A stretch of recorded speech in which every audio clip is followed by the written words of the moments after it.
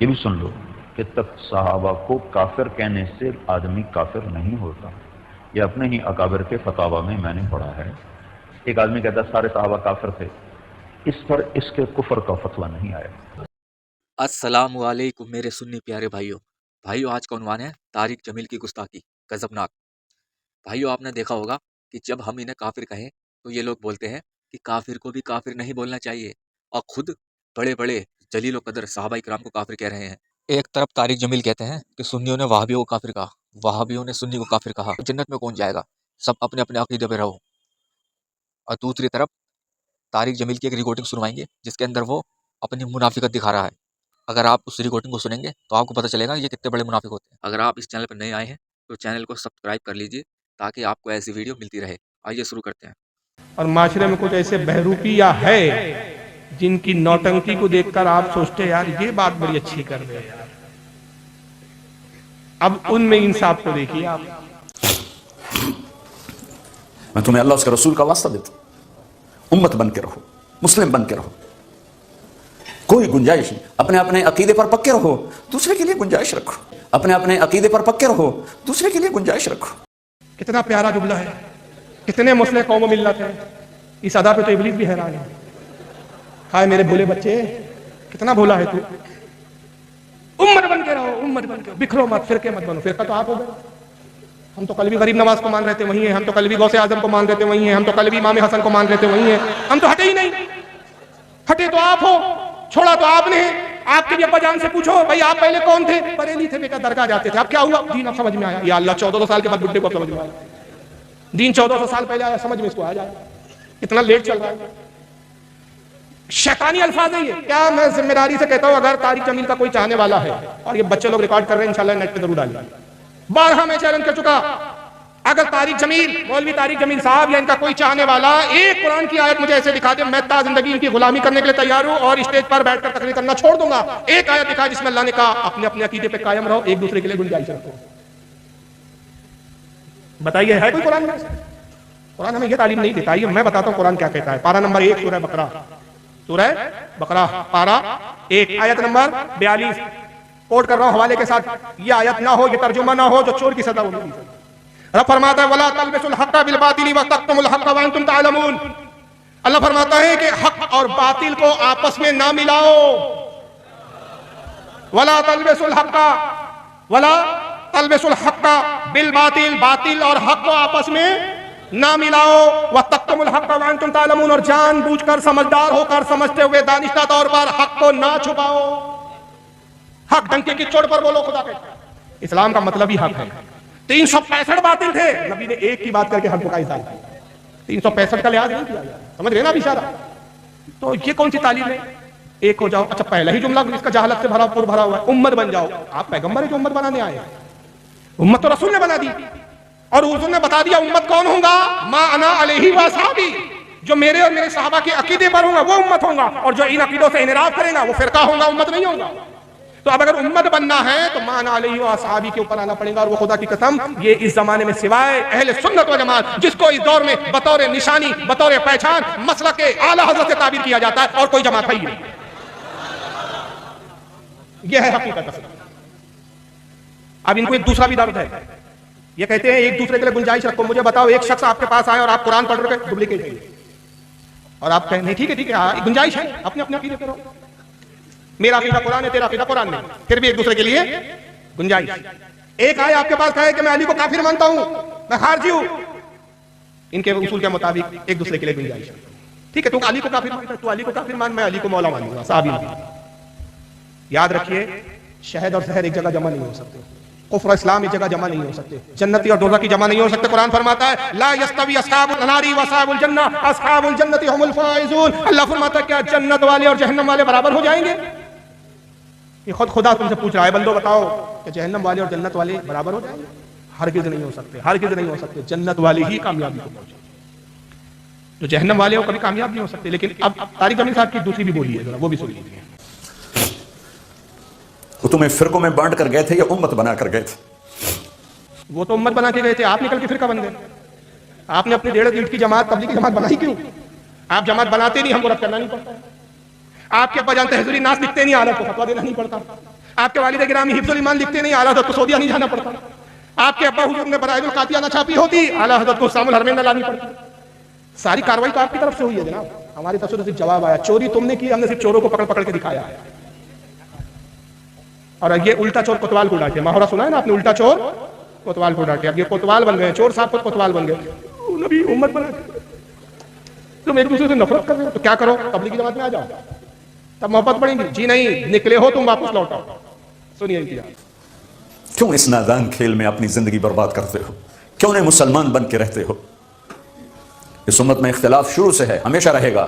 یہاں تک نہ جاؤ کہ ایک دوسرے پر کفر کے فتح. جنت میں کون جائے گا؟ جنت میں کون جائے گا؟ خالی رہ جائے گی جنت. جیسے اللہ تعالیٰ نے ان کو ٹینڈر دے کر بھیجا ہے، جاؤ فارم بھرواؤ سب جنتیوں کو، فل رہنا چاہیے جنت، خالی نہیں دکھنا چاہیے. جنت میں کون جائے گا؟ مولوی صاحب آپ کو فکر کرنے کی ضرورت نہیں ہے. جنت کس کی ہے؟ رب کی ہے. کس کو ہبا کر دی؟ مصطفیٰ کو. کون جنت میں جائیں گا؟ میرے آقا نے فرما دیا کلہم فی النار، 72 جہنم میں جائیں گے الا ملۃ الواحدہ، ایک جماعت جنت میں جائیں گی. اور وہ ایک جماعت کون ہوں گی؟ تو اعلیٰ حضرت نے اسی حدیث کو یوں سمیٹ دیا اشعار کے اندر، تجھ سے اور جنت سے کیا مطلب، وہاں بھی دور ہو، ہم رسول اللہ کے، جنت رسول اللہ.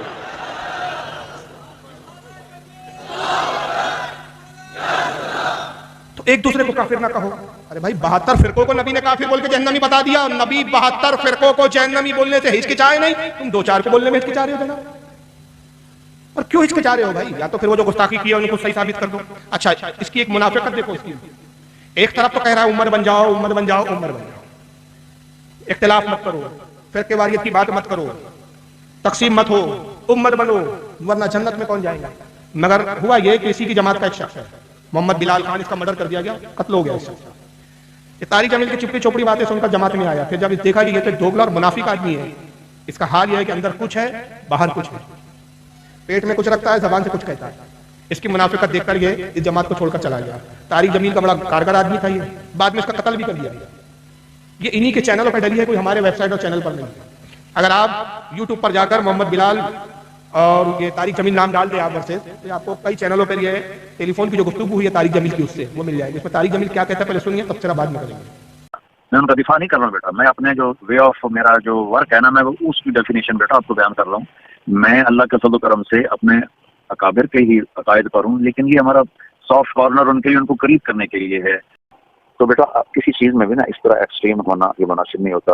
آپ میری اولاد کی طرح ہیں، آپ جو بھی کہیں گے میں بڑے پیار سے سنوں گا. ہاں میں آپ سے یہ درخواست کروں گا، آپ میرے لیے اگر آپ سمجھتے ہیں کہ میں کوئی بہت غلط کر رہا ہوں یا کفر پھیلا رہا ہوں. نہیں، میں نے کفر پھیلانے کی بات نہیں، مولانا صاحب جو بات میں نے کہی ہے اسے میں تجاوز نہیں کرتا. مجھے دین کا جو ہے نا آپ جتنا علم نہیں ہے، لیکن مجھے حدود کا ضرور پتا ہے کہ میں آپ کو نہیں کہا کفر پھیلا رہا. اتنا تو کرو نا، اتنا تو کرو نا.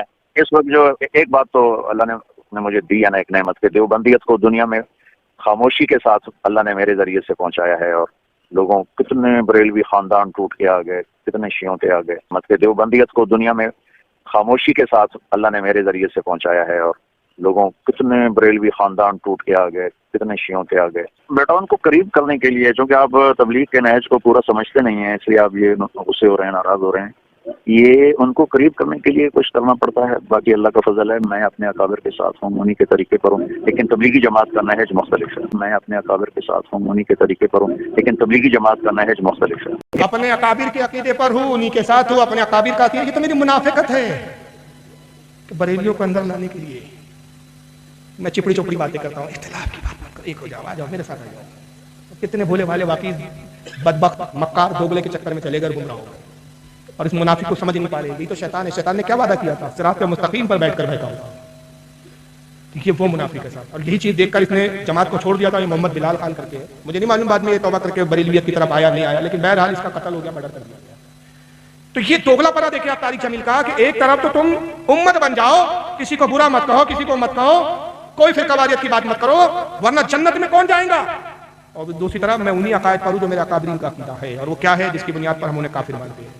حفظ الایمان میں مولوی اشرف علی تھانوی نے لکھا رسول کا علم غیب جانور اور پاگلوں کی طرح ہے. تہذیب الناس میں مولوی قاسم نانوتوی نے لکھا، یہ کتابیں آج بھی چھپتی ہے، آج بھی مل رہی ہے، بٹ رہی ہے، بک رہی ہے، اور یہ ایک دوسرے کو تحفتاً بھی دی جاتی ہے، خرید بھی سکتے ہیں آپ، بالکل کھلے عام یہ کتاب ملتی ہے، کوئی ناپید نہیں ہو گئی. تہذیب الناس میں قاسم نانوتوی نے لکھا حضور کے بعد بھی کوئی نیا نبی پیدا ہو سکتا ہے. برہائن القاطیہ میں، برہائن القاطیہ اتفاق سے موجود بھی ہے اوریجنل میرے پاس. برہائن القاطیہ میں خلیل احمد امریکی نے لکھا رسول سے زیادہ علم تو شیطان کو ہے. اس میں لکھا معاذ اللہ حضور کا میلاد منانا، جنم کنہیا کے جنم دن منانے سے زیادہ بدتر ہے. یہ وہ کتابیں تھی فتاوی رشیدیہ میں رشید احمد گنگوہی نے لکھا اللہ تعالیٰ جھوٹ بول سکتا ہے. یہ وہ باتیں تھی، یہ وہ گستاخیاں تھی اللہ رسول کے بارے میں جس کی بنیاد پر اعلیٰ حضرت فاضل بریلوی اور صرف تنہا اعلیٰ حضرت نہیں بلکہ عرب و عجم کے علماء نے متفقہ طور پر، اور اس کے بعد ہندوستان کے اور ایشیا کے وہ تمام علماء جو اردو جان کر سمجھتے تھے، ان تمام علماء نے متفقہ طور پر ان پر فتوے لگائے، اور فتوے لگائے کہ یہ ایسے بدترین کافر ہے کہ جو ان کے کفر میں اور عذاب میں شک کرے وہ بھی کافر ہے. تو ان کے کفر کی بنیاد ان کے باطل عقائد تھے. اب ایک پہلو آپ نے دیکھا، تیسرا پہلو میں طارق جمیل کا دکھاتا ہوں. طارق جمیل کے جملے یاد ہے کہ نہیں؟ ایک دوسرے کے لیے گنجائش رکھو، اپنے اپنے عقیدے پر قائم رہو، کسی کو برا مت بولو، امت بن جاؤ ورنہ جنت میں کون جائے گا. وہی طارق جمیل دوسری جگہ پھر کیا کہتا ہے، یہ آڈیو سنیے ذرا. یہ بھی سن لو کہ تک صحابہ کو کافر کہنے سے آدمی کافر نہیں ہوتا. یہ اپنے ہی اکابر کے فتاوا میں نے پڑھا ہے. ایک آدمی کہتا ہے سارے صحابہ کافر تھے، اس پر اس کے کفر کا فتویٰ نہیں آئے. اندازہ لگا ان کو کافر کہہ دو تو یہ برا مان جائے گا، انہیں کافر کہہ دو تو یہ ہمیں جھگڑالو اور فرقہ واریت پھیلانے والا ڈکلیئر کر دیں گے. مگر یہ بڑی فراخ دلی سے کہیں گے کہ صحابہ کو کافر کہنے سے آدمی کافر نہیں ہوتا. آپ کی مرضی ہو تو ابو بکر کو کافر کہہ دو، آپ کا دل چاہے. آپ سے مراد سننی نہیں، یہ لوگ آپ سے مراد یہ ہے، آپ چاہو تو ابو بکر کو کافر بول دو، آپ چاہو تو حضرت عمر کو کافر، کسی بھی صحابہ کو کافر کہہ دو. آپ کا کفر کا حکم نہیں لوٹیں گا. آپ اتنے دودھ کے دھلے ہوئے ہیں، بس جماعت پہ شرط ہے کہ 2 چلے لگانا پڑے گا. 2 چلے لگا لو، پھر کسی صحابی کو آپ کافر کہہ دو. معاذ اللہ، اس میں کوئی تخصیص نہیں ہے، مطلقاً کہا ہے اس نے. اگر وہ یہ کہتا ہے کہ میں عام صحابی کی بات کر رہا ہوں تو عام گفتگو کر سکتے تھے، بحث کر سکتے تھے کہ عام صحابہ کی تکفیر کا کیا حکم ہے، اس لیے مطلقاً کہا. اور جب مطلقاً کہا تو اس میں ابو بکر صدیق بھی آ گئے، حضرت عمر بھی آ گئے. اب میں صرف ابو بکر صدیق کے بارے میں بتا دوں کہ میرے صدیق اکبر کا ایمان وہ ہے کہ آقا کہتے ہیں ایک پلے میں ابو بکر کا ایمان رکھ دیا جائے اور دوسرے پلے میں میری امت کے قیامت تک کے مسلمانوں کا ایمان رکھ دیا جائے تو ابو بکر کا ایمان سب پر وزنی اور بھاری ہے. پوری امت کا ایمان ابو بکر کے ایمان کے برابر نہیں ہو سکتا. ان کے نزدیک ان کو بھی کافر کہہ دو، تب بھی آپ پکے سچے مسلمان، دودھ کے دھلے ہوئے. مگر ان کو کافر کہہ دیا آپ نے، اور وہ بھی بنیادوں پر. صحابہ کو کافر کہنے کی تو کوئی بنیاد نہیں ہے. کسی سر پھرے تبلیغی کا سر پھر گیا، اس نے بول دیا. کسی دیوبندیوں پہ دیو سوار ہو گیا، اس نے بک دیا. لیکن اس کی تکفیر نہیں کریں گے آپ. مگر ان کی تکفیر ہو جائے، ان کو کافر کہہ دیا جائے تو یہ پھر ناک سے کھینچ کر، سمجھ رہے نا، ناک کی غلاظت اندر حلق میں لے کر روتی صورت بنا کر آ کے کہیں گے ایک دوسرے کے لیے گنجائش امت بن جاؤ، کسی کو برا مت بولو.